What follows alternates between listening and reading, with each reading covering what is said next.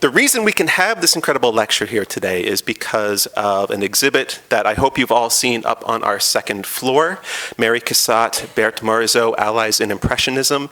And I'm going to call out somebody in the room right now, the person who made this exhibition possible, spent the last 3 years at least of her life, putting these amazing paintings and prints together so that we could showcase them to you, our curator of American art, Ann Cannon. Would you mind standing?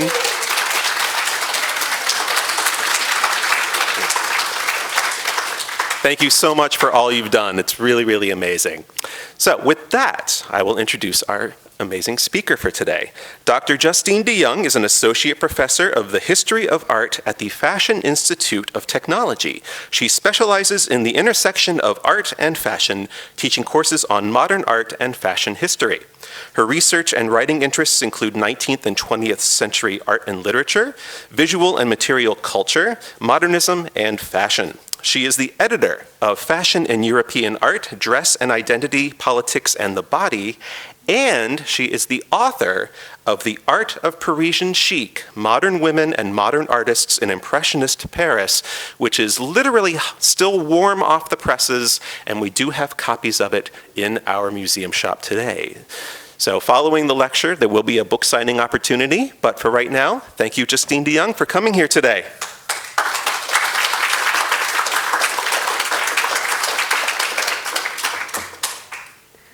Thank you, Kevin, and thanks to Anne and the whole staff at the Fenimore for making me feel so welcome.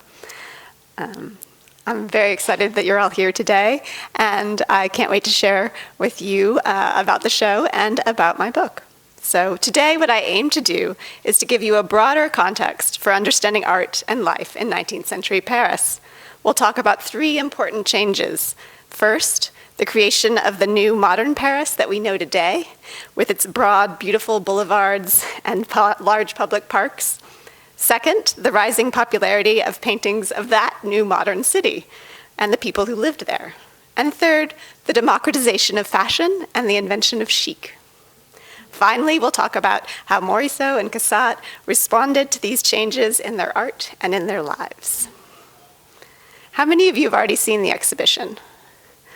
Great. So you're going to see quite a few works from the exhibition in my presentation, and you'll know that they're upstairs for you to check out and to look at again if you see the little red F in the upper right-hand corner or left-hand corner of the slides.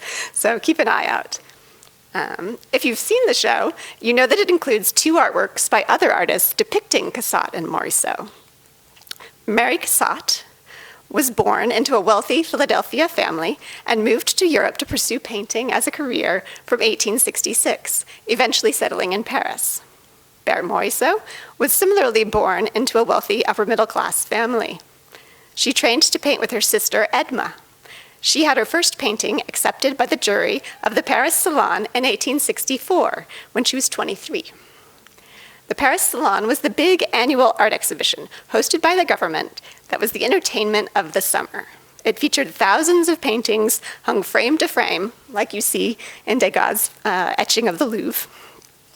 And as many as 100,000 people would attend the salon on Sundays. The salon was judged by a jury of contemporary artists, and Cassatt had her first painting accepted by the salon jury in 1868, a few years after Morisot. Both women were very fashionable.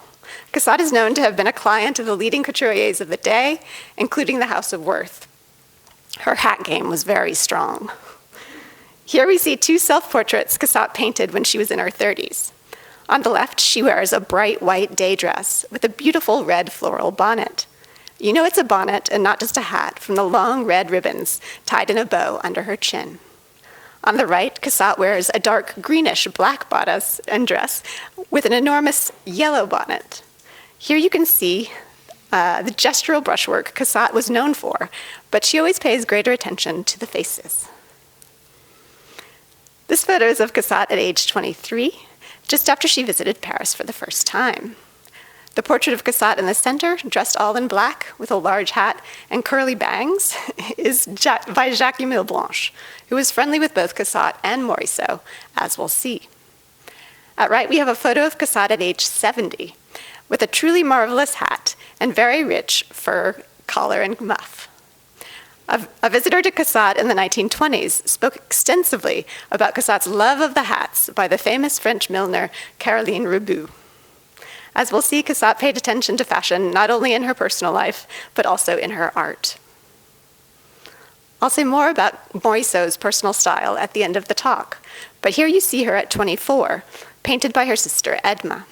She's dressed quite practically in a red blouse with a dark jacket and skirt, with her hair, rather unconventionally, worn hanging down onto her shoulders.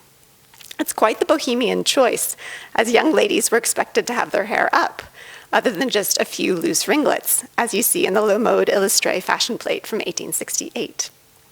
Note that Morisot being unmarried at 24 doesn't yet make her an old maid, as the expression goes. The average marriage age in the 19th century in Paris was 27 for women and 32 for men, much older than is popularly imagined, and very comparable to today. Both Cassatt and Morisot grew up at a time when painting was considered a fashionable pastime, but wasn't a suitable profession for a woman. In the fashion plate, you see that the woman sitting down is painting a tiny picture while holding an equally tiny paint palette, while wearing a rather impractical gown. A more elaborately dressed friend has come to visit her. Berthe's parents expected her to soon marry and give up painting, like her sister Edma did a few years later after painting this portrait. In fact, Morisot delayed marrying, as she did not want to give up her career. Thankfully for Morisot, when she did eventually marry the handsome Eugène Manet, the brother of Impressionist artist Edouard Manet, 9 years later, he was very supportive of her career, and she was able to continue painting. He even played with their daughter Julie so that Morisot could paint, as we can see here, which was unusual for our 19th century father. They're in a summer vacation home in Bougival, about 10 miles from Paris. Parisians like to escape the city and its smells in the summertime. Just imagine with all the horses. Here you see Morisot's characteristic sketchy brushwork and light palette. She has created lovely portraits of Eugène and Julie, but also of the lush flower garden behind them. Both Cassatt and Morisot specialized in two of the most popular forms of painting in the late 19th century: genre painting, that is, scenes of modern-day life, and portraiture. Genre paintings showed more generic scenes and stories. They did not depict a specific person, but instead a type of person. Portraits instead depicted, of course, specific individuals.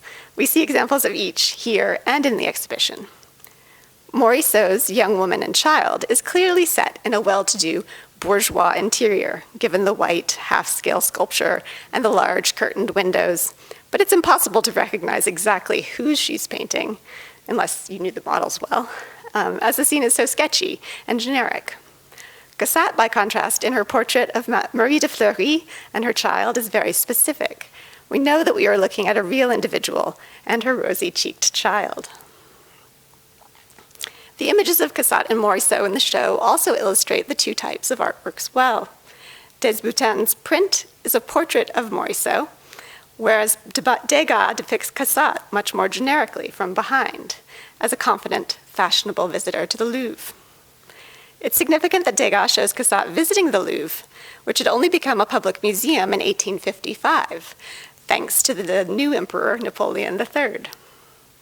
To understand why portraiture and genre painting had become so popular, you have to understand how Paris was changing in the 19th century.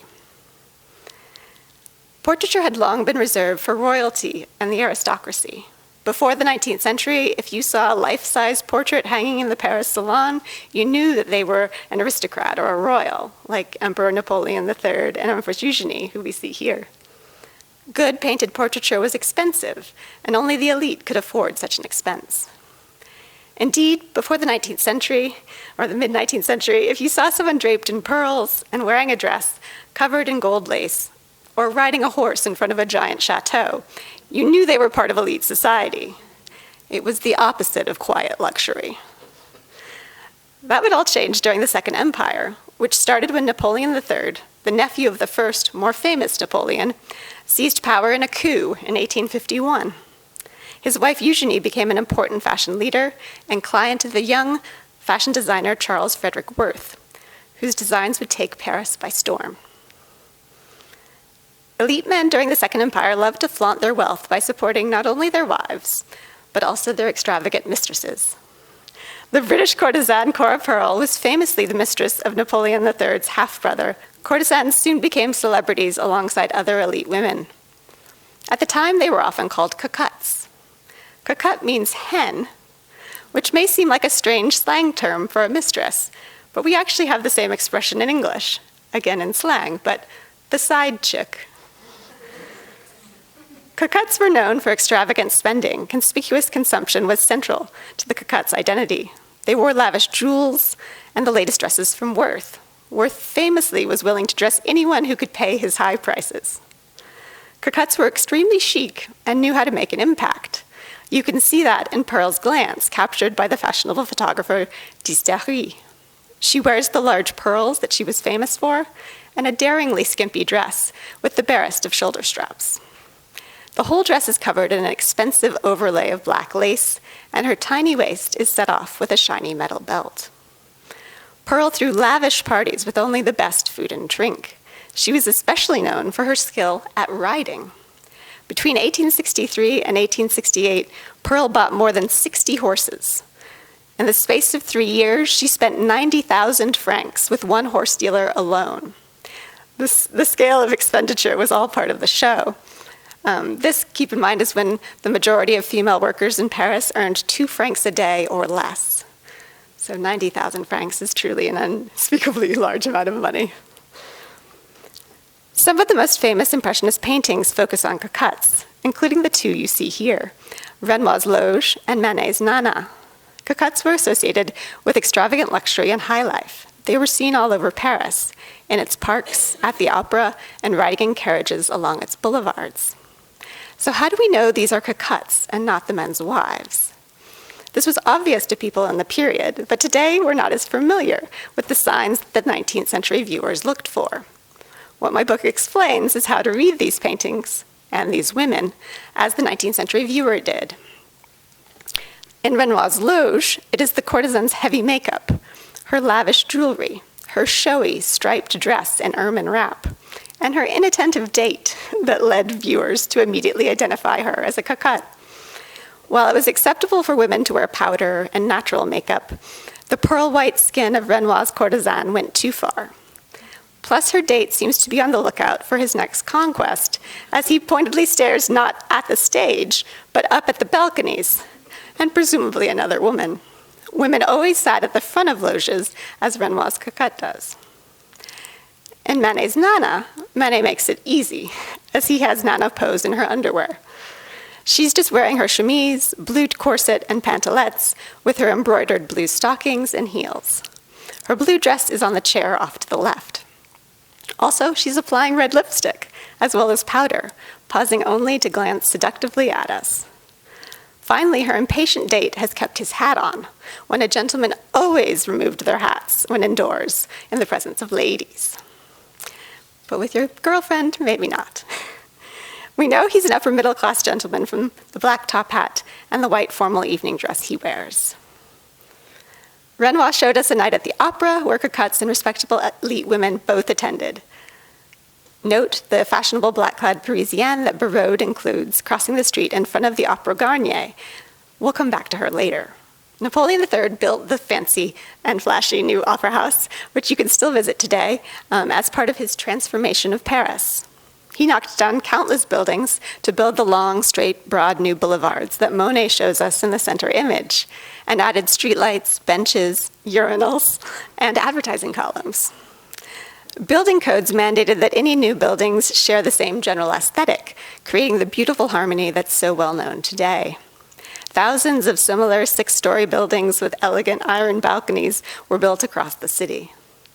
Napoleon III transformed the royal parks into public parks. Life was lived in public as never before. All of Paris became a show. In August 1861, the Parc Monceau, which you see on the right, painted by Monet, became the first new public park in Paris to be created. One second.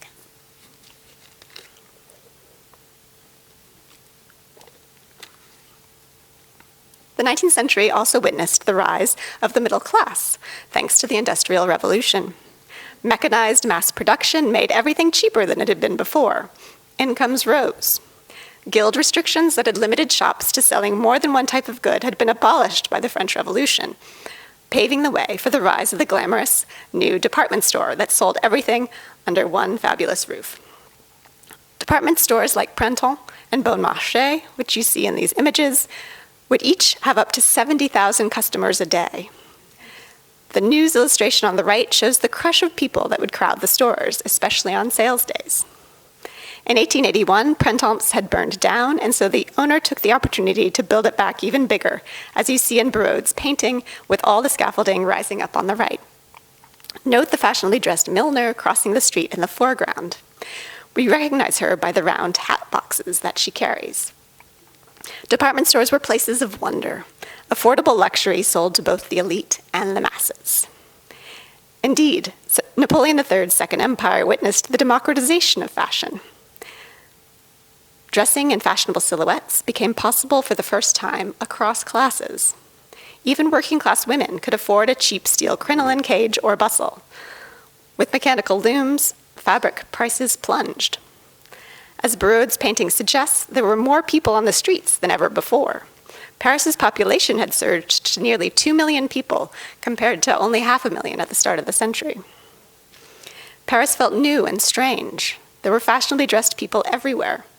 You could no longer know who someone was for certain just by looking at them. Artworks depicting these new public spaces, and especially the unknown women who inhabited them, became popular. When everyone can afford to dress in the latest styles, it becomes an open question as to who women are.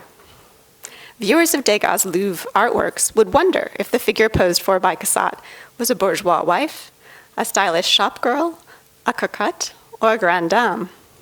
The answer was important as it dictated how you responded to her. Impressionist artworks, like Degas' at the Louvre, were often ambiguous as to who they depicted, leaving it up for you to decide. But other artists were happy to simply spell out the story and identify the characters for you. Parisians became confident in their ability to identify types. All this looking and judging was not just being done by men. Women were also evaluating each other, as the Countess Dash explains. By the mere inspection of a woman's exterior appearance, another woman, if she has intelligence and the habit, will know what class she belongs to, what was her education, what society she has seen. She will even discern her habits, her character, if she takes the trouble to observe. Often her manner of arranging her shawl, of putting on her hat, of fastening her gloves, reveals an entire existence. They were very confident they were right. All the same, everyone wanted reassurance that their skills of detection were strong. They wanted stories that were easy to understand, people they could recognize, stock characters, types, typical scenes.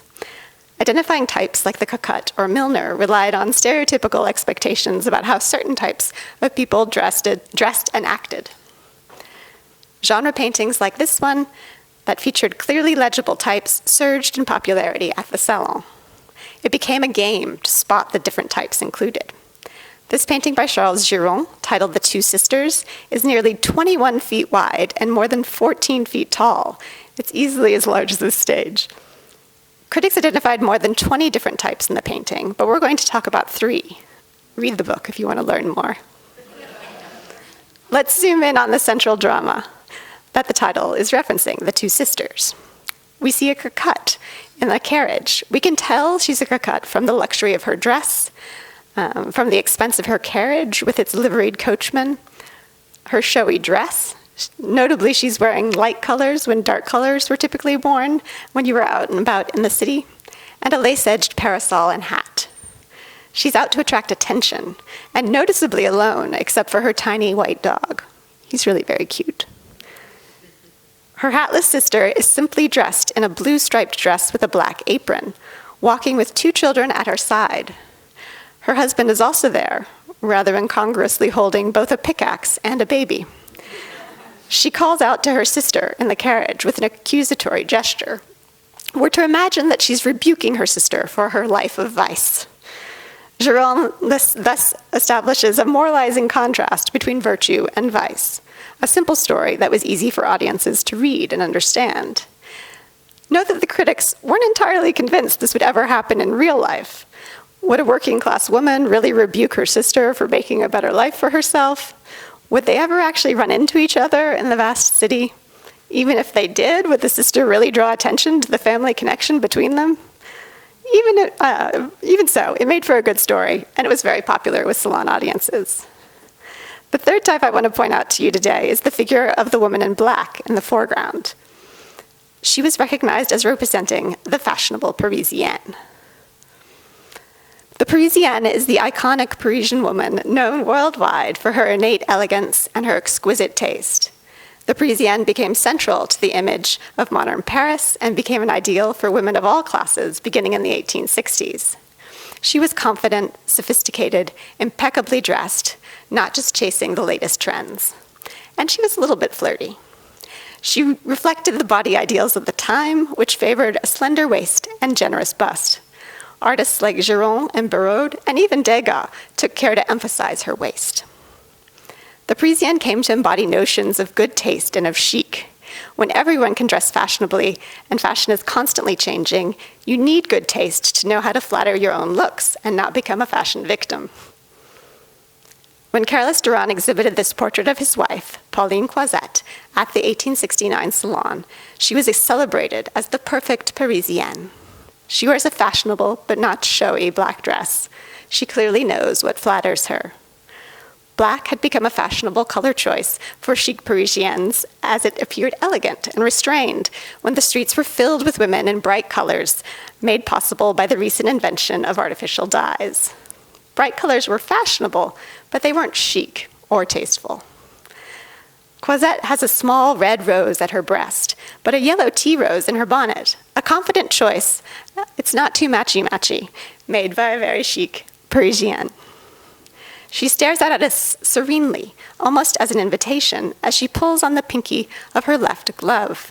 We notice she's dropped the right glove on the ground, which invites us to gallantly pick it up for her. Critics and the public were charmed.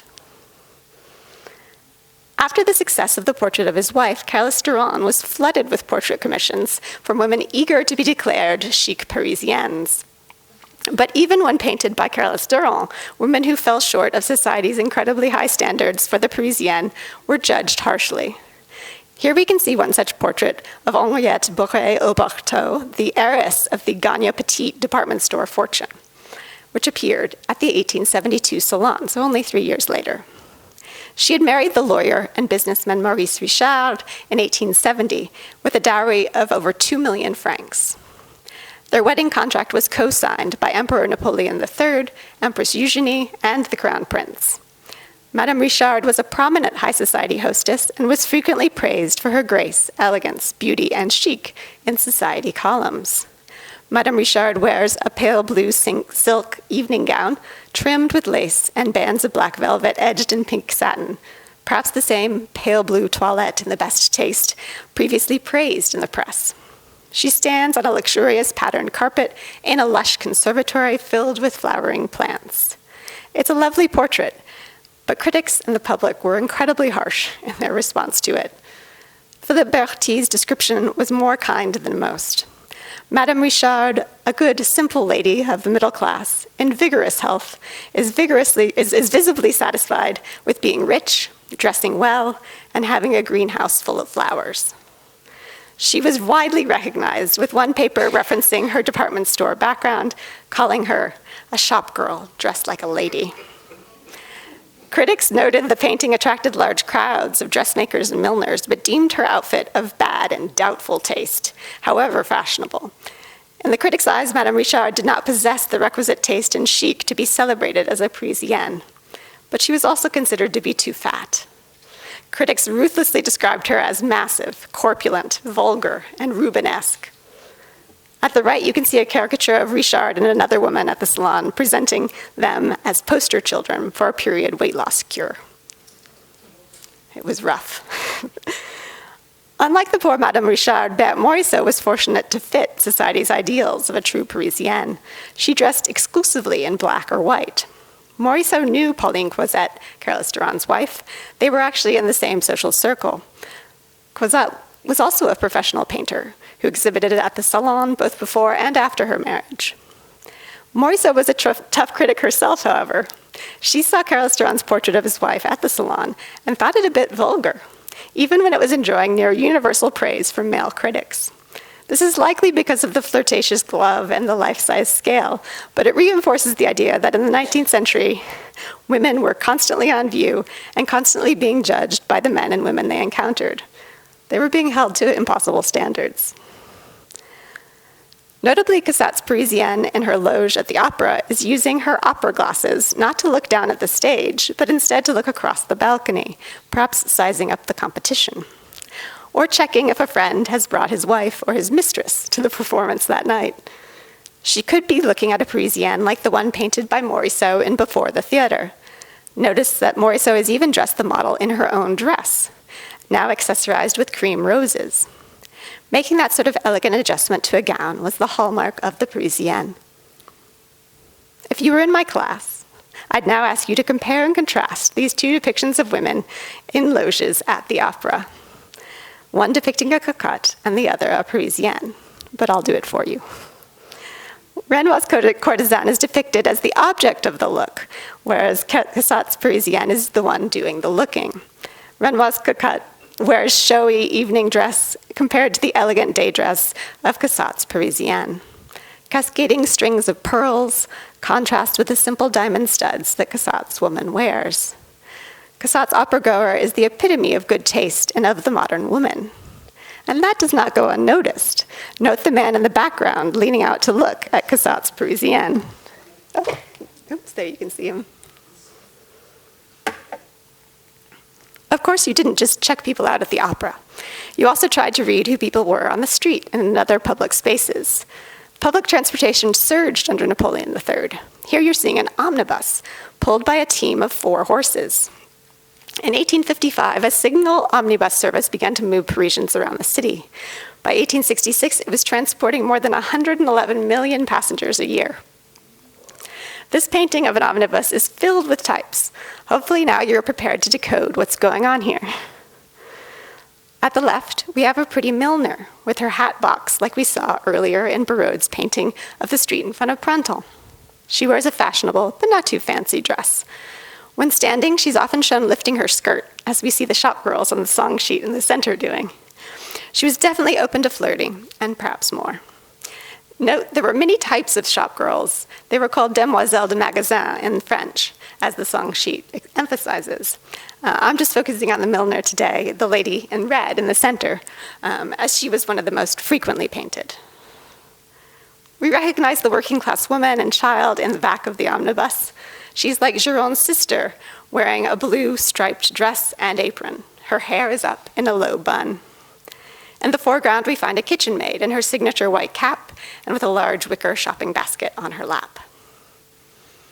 Finally, we have our fashionably dressed Parisienne, who's being ogled by the gentleman in the top hat next to her. He's not being very subtle. A Parisienne, defined by her confidence in chic and not by her class, could be a cocotte, a savvy shop girl, or a stylish bourgeois woman. You can see the wheels turning in the man's head. Is she a respectable wife and mother, or an undercover cocotte? Because, of course, in real life, women didn't have to dress according to their type. Cocottes could and did dress like middle-class women, and middle-class women could and did sometimes dress like cocottes. In the photograph at left, we see Cora Pearl again, but this time dressed fashionably and demurely, like a bourgeois wife. Men often got it wrong, as caricatures love to point out. The streets of Paris were now a museum where men and women could test their skills at connoisseurship, deciphering the real countess from the fake countess, the grande dame from the pretender. The caricature shows 2 men in top hats sizing up the 2 ladies passing on the street in front of them. The caption here reads, "And so you say that the little lady, i.e. the cocotte, is a grande dame, and the grande dame is a little lady?" They've gotten it wrong. In public, a woman was always being judged, and so it became vitally important to dress and act with those expectations in mind. At home, women's identities were more secure and obvious from their surroundings, and they were free from the prying eyes of strangers on the street. Cassatt and Morisot both show us scenes from upper middle-class life, like we see here. We have women in dark dresses paying visits to their friends and waiting for visitors to arrive. These are fashionable bourgeois women in tasteful afternoon dresses, sitting in suitably decorated apartments. Morisot also painted urban working-class types, like the housemaid, as we see here, in two paintings featuring her own dining room and her own housemaid. But here, she's rendered not as a portrait, but instead as a type. Morisot makes sure we know she's hired a wet nurse for her daughter Julie by clearly representing the wet nurse's characteristic white cap with its long, floating red ribbons. You can see another wet nurse in the same uniform at the right in the fashion plate. You'll see other depictions of Julie in the show. Morisot and Cassatt don't always depict types the way they were expected to be shown, however. Here's another compare-contrast assignment for you. Morisot resists the prettiness and the typical setting and narrative of peasant scenes. Peasant girls were almost always shown in the context of a pause from labor, not here, as here, seated idly amongst tulips. Morisot also shows a young girl, not an attractive young woman in the bloom of womanhood. There's no beautiful landscape behind her. We only see the tulips. She has a more realistic and more empathetic painting compared to the idealized fantasy of farm life that Henry Bacon imagines. And that was definitely the conventional and the expected kind of scene of a peasant girl. In the blue blouse, which likely also depicts a peasant girl, the unsentimental Morisot has radically cropped the painting to show only the lower half of the woman's face and her upper torso. This was very unconventional for the time. It was unheard of to crop out a woman's face, particularly when that pretty face was meant to be one of the chief attractions of the painting, as it is in Bacon's picture. Morisot's use of cropping here is even more radical and extreme than Manet's cropping of the gentleman at the right in Nana. Here's a scene of bourgeois leisure, but neither Morisot nor Cassatt follows the familiar script for boat scenes. Boating scenes usually fall into three categories. 1, a sexy woman is already on a romantic boat ride, and you, the viewer, are her date. 2, a courting scene between a man and a woman on the boat. That's what you see in the Manet picture from the Met. And 3, an attractive young lady fishes for more than just fish. But Cassatt and Morisot show two sisters or friends out for an afternoon. Both have an interest in ducks. But there's no clear story here beyond that. We are left to wonder at who we are seeing and to admire the tremendous beauty of their rendering of the water and of the light and reflections on it. One more pair of boat images from Cassatt and Morisot. Again, they defy the expected types of scene and instead show us other pairings. Cassatt seems to show us a mother and child on a quiet boat ride together. Morisot's scene is more ambiguous. Is the woman in black the young boy's mother, a nanny, or his disinterested sister? Well, Morisot and Cassatt knew the rules. They were bold in defying them to create their own unique artworks and style. Portraits by Cassatt and Morisot also are often more personal, more informal, and less scripted than those by their male impressionist peers. Notably, portraits of mothers and children are relatively rare within Cassatt's work, as she often preferred to use models rather than real mothers and their children in her maternal scenes, as Anne Cannon discusses in her excellent essay in the exhibition catalog. In the interest of time, I'm going to focus on Cassatt's portrait of Madame de Fleury, but you can see Cassatt provides even less setting for Madame de Fleury than Morisot does in her portrait of Madame Boursier and her daughter. Morisot's portrait is also a bit more posed and formal, and perhaps a bit more flattering to her sitters. Cassatt here paints a friend in her artistic circle, Marie de Fleury, who sits with her young child, the gender of whom is ambiguous, as boys and girls were dressed the same until the age of 5 or 6. But we know from Anne's essay that the child is Madame de Fleury's only daughter, Mary Sophie. Madame de Fleury was close friends with both Cassatt and Edgar Degas, who once wrote to her, "You know I like you very much." While Renoir, in his portrait of the fashionable Madame Charpentier and her children, shows her in a luxurious and chic Japanese-inspired sitting room, Cassatt does not paint much of the room that Madame de Fleury is in. The focus is on the mother and the child. Madame de Fleury rests her head casually on her hand, It's a very informal portrait. It feels like a snapshot. It doesn't feel like she's posing, but instead the Cassatt has captured an offhand moment. Cassatt does still include the chic diamond crescent moon brooch that Madame de Fleury wears, however, so we know we're in an upper middle class family like that of Madame Charpentier. While the portrait is very informal, it still shows Madame de Fleury as quite fashionable. Not only because crescent moon brooches were quite popular at the time, burgundy dresses with divided bodices with a central panel in a different color were very fashionable in 1890. Like the fashion plate models, Madame de Fleury's hair is up in a high bun, and she has curls at her forehead. We can tell from the comparison that Madame de Fleury is at home, as she has none of the accessories to go outdoors that a woman needed that we see on the woman at right: a hat, gloves, and an umbrella or parasol. Here we see another similar dress, now set in a domestic context. Note the flower vase on the mantel and the vase on the table Madame de Fleury leans on. Flower arranging was a key domestic skill a bourgeois woman was expected to master. This third plate demonstrates how the marketing of the chic Parisienne quickly spread worldwide. This is a French fashion plate, complete with French flags in the background, being reproduced and published in Barcelona. French fashion magazines had subscribers from as far away as China, Australia, and the Marquesas. In fact, on all 6 continents. More than 50 countries. As the reputation of the chic Parisienne spread worldwide, she became a key attraction of the city, inspiring tourists, and especially artists, to come to Paris, just as Cassatt had done several decades earlier. We're now better equipped to be able to understand the scenes Cassatt is showing us in these color plates in the exhibition. What may have appeared to us to be very similar childcare scenes would have been read very differently in the 19th century. The bath is an image of domestic labor in a very plain room. The nanny here wears a simple print dress in a bright yellow fabric, made possible by the recent discovery of artificial dyes. Working-class women and those without taste were thought to be particularly drawn to bright colors. A 19th century viewer would also recognize that bathing a bourgeois child was work and that it was done by servants, not by mothers. Like the other working class women we've seen, the nanny wears her hair up in a simple low bun. Whereas in Maternal Caress, we see a mother embracing her child, perhaps after his bath. Note the carved bed in the background with its delicate finial and the matching fabric of the chair and the wallpaper, a common bourgeois decorating choice. The mother has her hair up in a high bun and has fashionable curls at her forehead. Her dress is far more complicated. Note the vertical incised lines that suggest that it opens down the front.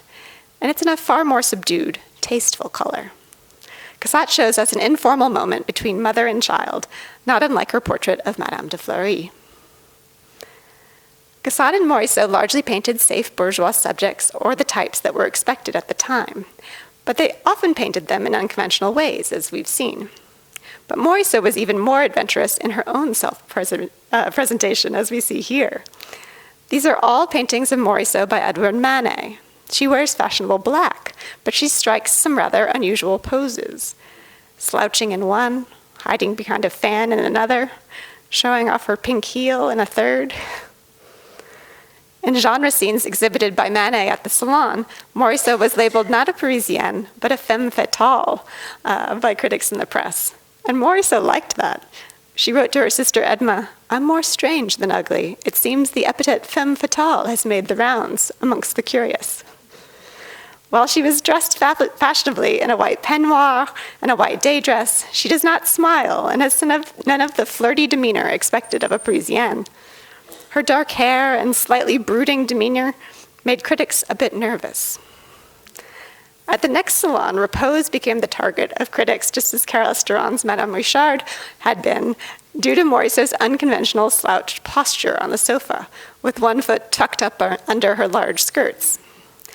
As you can see here, one caricature changed the title of the painting to Seasickness, imagining Morisot as a passenger on stormy seas, like those depicted in the Japanese print above her head.